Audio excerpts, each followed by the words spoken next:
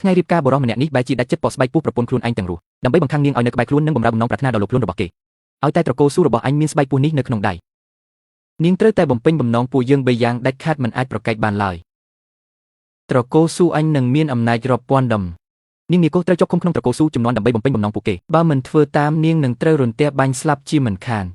លុះដល់ចៅប្រុសចំនួនទី49គេបានប្រើបំណងទី1ដើម្បីសុំរៀបការជាមួយនាងនិងបំណងទី2ដើម្បីបង្កើតហាងលក់ដូរមួយរស់នៅជាមួយគ្នាយ៉ាងមានក្តីសុខគេស្មានថានាងស្រឡាញ់គេខ្លាំងណាស់តែការពិតនាងមើលធ្លុះនៅល្បិចដ៏ថោកទាបរបស់គេតាំងពីដំបូងព្រោះបរិសម្នាក់នេះមិនស្កប់ស្កល់នឹងបំណងត្រឹម3យ៉ាងឡើយការរៀបការជាមួយនាងគឺគ្រាន់តែចង់បង្ខាំងនាងទុកម្នាក់ឯងប៉ុណ្ណោះប៉ុន្តែនាងមិនបានហែកមុខគេឡើយនៅតែបន្តសម្ដែងធ្វើជាស្រឡាញ់គេរហូតដល់ថ្ងៃមួយបរិសម្នាក់នេះបានជួយសង្គ្រោះស្រីម្នាក់យកមកទុកក្នុងផ្ទះនាងដឹងភ្លាមថាពួកគេមានទំនាក់ទំនងជាមួយគ្នាតែនាងធ្វើជាមិនដឹងអីនាងបណ្ដោយឲ្យពួកគេលួចលាក់មានក្តីសុខជាមួយគ្នានៅក្នុងផ្ទះនាងផ្ទាល់មិនយូរប៉ុន្មានស្រីម្នាក់នោះក៏មានផ្ទៃពោះអាប្តីថោកទាបក៏ចាប់ផ្ដើមរៀបផែនការខ្មៅងឹតអញខំយកវាមកធ្វើជាប្រពន្ធដើម្បីចាំពេលយកដួងព្រលឹងវាប៉ុណ្ណោះឲ្យតែបានដួងព្រលឹងវាមកអញនឹងអំតាក់រួចលើកអញធ្វើជាប្រពន្ធពេញមុខភ្លាមពួកគេស្មានថាគ្មានអ្នកដឹងតែនាងនាគស្ដឹងគ្រប់យ៉ាងថែមទាំងជួយគូបគង់ឲ្យទៀតផង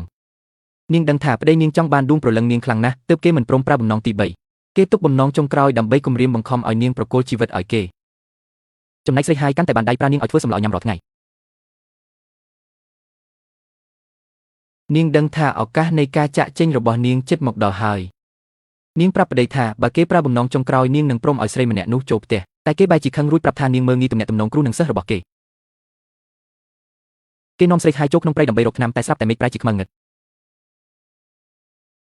កន្លះម៉ោងក្រោយមកគេបីស្រីហាយត្រឡប់មកវិញទាំងស្លន់ស្លោស្រីម្នាក់នោះត្រូវពីពុះក្រហមគេអង្វរឲ្យនាងជួយសង្គ្រោះនាងសួរត្រឡប់ទៅវិញថាតើនេះជាបំណងទី3របស់បងមែនទេគ្រាន់តែជួយមនុស្សម្នាក់ចាំបាច់ប្រើបំណងទី3ធ្វើអីអញដឹងទេថាអញសល់តែមួយចុងក្រោយនាងប្រាប់ថាពីនេះគ្មានថ្នាំបន្សាបទេបើចង់ជួយនាងត្រូវចំណាយពាក់កណ្ដាលជីវិតតែអាប្តីអាត្មានិយមមិនសុខចិត្តខាត់បង់បំណងចុងក្រោយឡើយគេសុខចិត្តសម្លាប់ស្រីហាយចោលទាំងរស់ដើម្បីរក្សាបំណងទី3ទុកយកដួងព្រលឹងនាងមិនបាច់ពិបាកដល់អូនទេប្រពន្ធសម្លាញ់ស៊ូជីលីនក្នុងចំណោមត្រកូលស៊ូទាំងអស់គឺឯងជាមនុស្សសាហាវបំផុតចុងក្រោយគេក៏ប្រើបំណងទី3សុំឲ្យនាងកាត់កូនឲ្យគេម្នាក់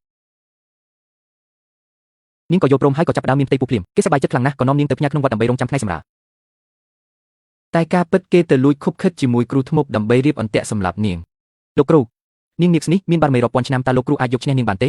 ឲ្យតែឯងនាំនាងមកដល់ទីនេះអញមានជំនឿចិត្ត10/10ថានឹងយកជីវិតនាងបានល្អណាស់